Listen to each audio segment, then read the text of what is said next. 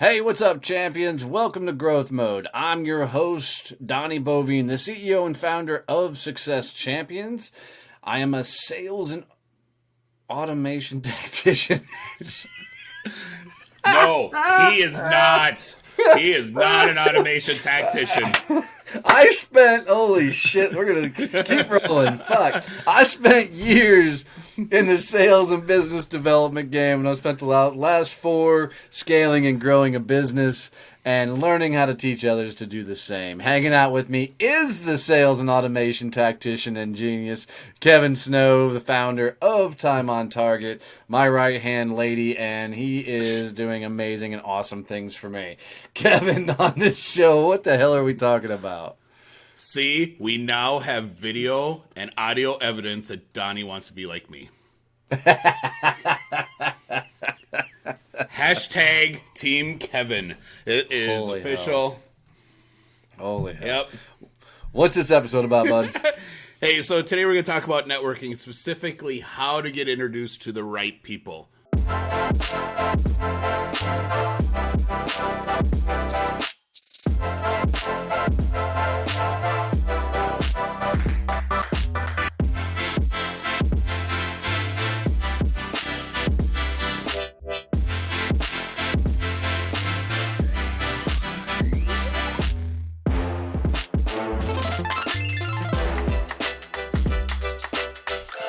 I hear this from people all the time. Oh, networking doesn't work. I never get introduced to the people I need to meet. And my answer is always, because I'm the empathic one, well, that's because you're doing it wrong. Kevin has no emotions. I do have emotions. Maybe no soul. And, you know, after the intro of this thing, obviously I want to be just like him, you know. So no, he does have emotions, just lacks all empathy. You know, and you know, I don't do the that's so bad. I'm sorry. I don't coddle. Yeah. I don't know what it is. Can we get back to the topic and not have this be a, hey, let's talk about Kevin's emotional maturity? I know, but that's not what they came to this episode to listen to. Fair enough. You know, so I truly believe that the reason you're not getting introduced to the right people is most likely you're not asking to be introduced to the right person. You know, I mean, it comes down to most people, because they're so in their head, want to serve everybody and help everybody. It makes it very difficult to make introductions for them and get them introduced to somebody.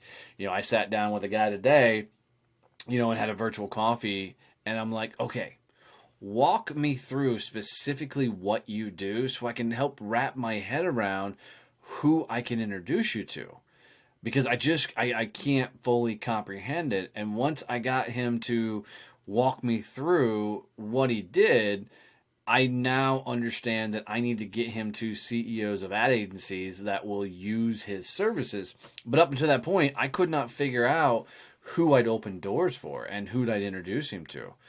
So I think part of the battle and strategy is we as individuals have got to be so crystal clear on who we want to meet so that we can legitimately tell others who they can introduce us to.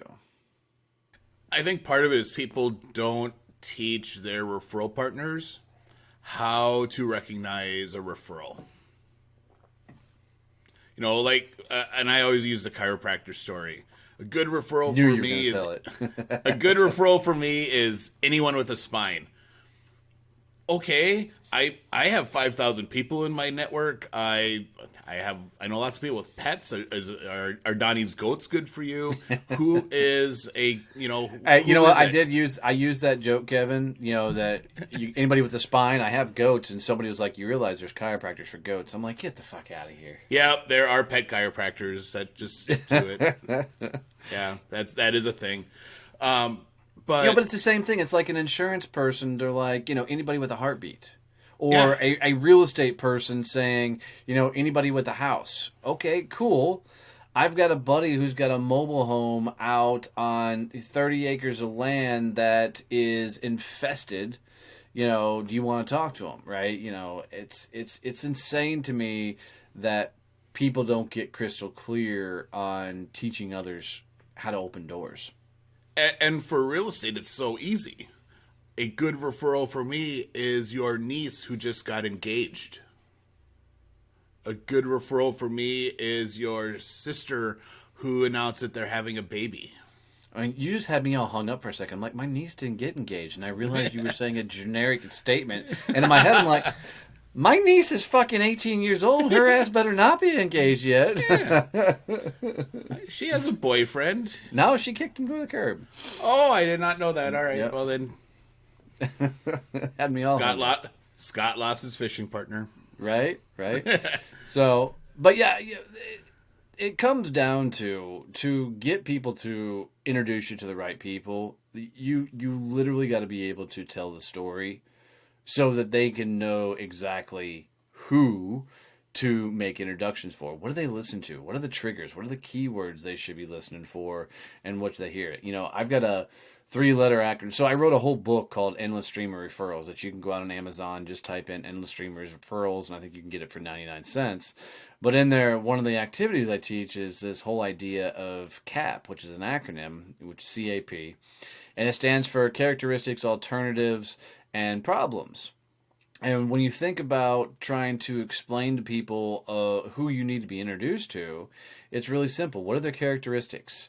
Are they a business owner? How big's the company? How many employees do they have? What industries are they in? What other characteristics can you come up with? How long have they been in business? Who's their competition? When you think about alternatives that the people you need to be introduced to is what are people spending money on that they should be spending with your company? And I always use this story, and I use it in the book too, of when I was doing sales training. I had a guy, we were getting ready to do the deal and train all their sales team, and at the last minute he pulled out of doing sales training, and I asked him what happened. He said, I just went and spent all the money on billboards.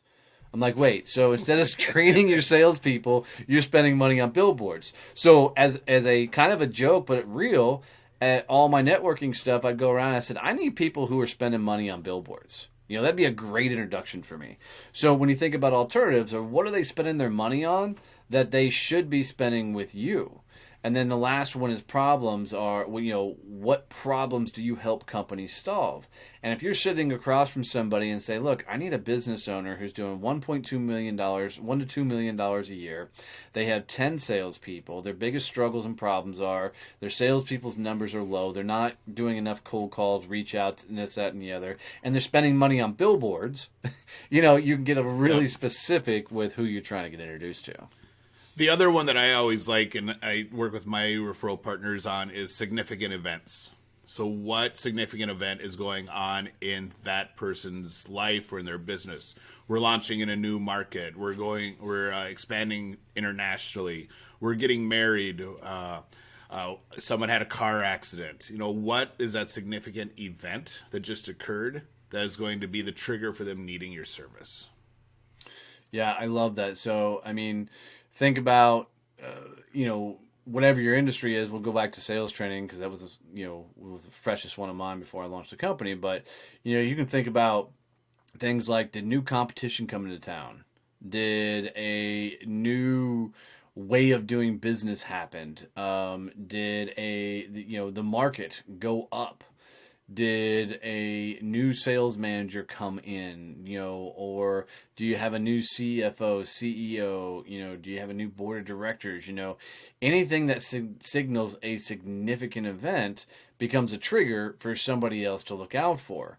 So they can make a really, really, really easy introduction for you. So another healthy exercise is sit down and write down what are all those significant events that could signal that you are a good place to be introduced. So to be able to do this really effectively, I think it's important for business owners and salespeople in general to understand that, hey, you need to be following the industry news. You need to be understanding what's happening in your industry and how it's going to be affecting clients and what's also going on in their industries. You know, what regulations are coming out, what things are happening that is going to open a door for you. I do digital marketing, and a section of our industry is being rocked right now with the new Apple interface, with the whole idea, hey, we're not going to track your stuff anymore. So now all these digital marketers that were using the tracking information are now scrambling and trying to figure out how to do it. And now that's opening a door for companies who have been forward thinking to be able to come and say, hey, we already got a solution for this. Let us show you how to do that. Yeah, absolutely. You know, it's crazy because oftentimes, you know, people don't think about these significant events and how they'll impact. You know, we'll even go talk about this podcast. You know, we hosted on Captivate, and, you know, Apple just did a huge, massive, you know, turn, and, you know, they're going into potentially premium subscription, or they are going into premium subscription models. You know, and for our podcast hosts, I'll give them kudos and be like, hey, you can do Apple, but you can already do that with our program. You know, because they were so forward thinking, you know, they had a potential upsell opportunity to us and, you know, other people who host on their platform to, you know, use more of their services.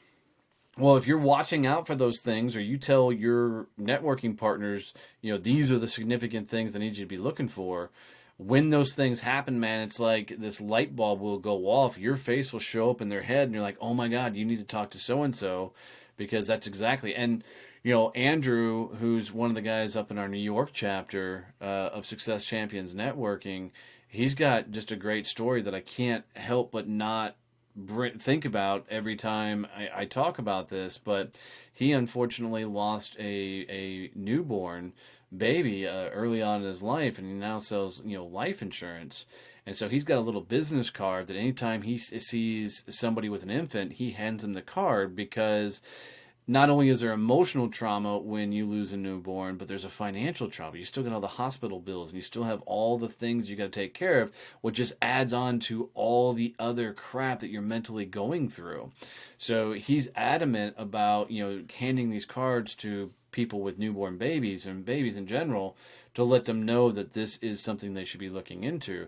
So now I can't help but see a newborn and think of Andrew every time, because that's a story he put in my head that became a trigger that I use on a regular basis. So when you think about, you know, getting introduced to the right people, what are those triggers? What are those stories you're telling them? How are you getting them to remember you, so that when they come across that significant event, they come across that trigger, your name comes up? Well, then it's also important to teach them how to make that introduction, because that can go really well or it can go not so good, and you don't get the meeting. So, you know, that was something I always did too at the beginning. It's like, hey, here's what I want you to say about me. Here's what I found is the best way to introduce me.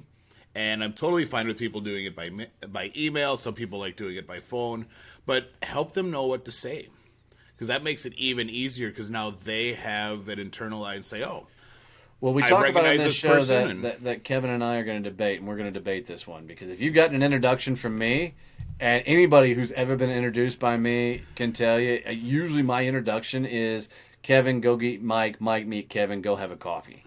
Because for me, that is how he does it. Well, because if I got to put any more words into it, I'm going to fuck it up.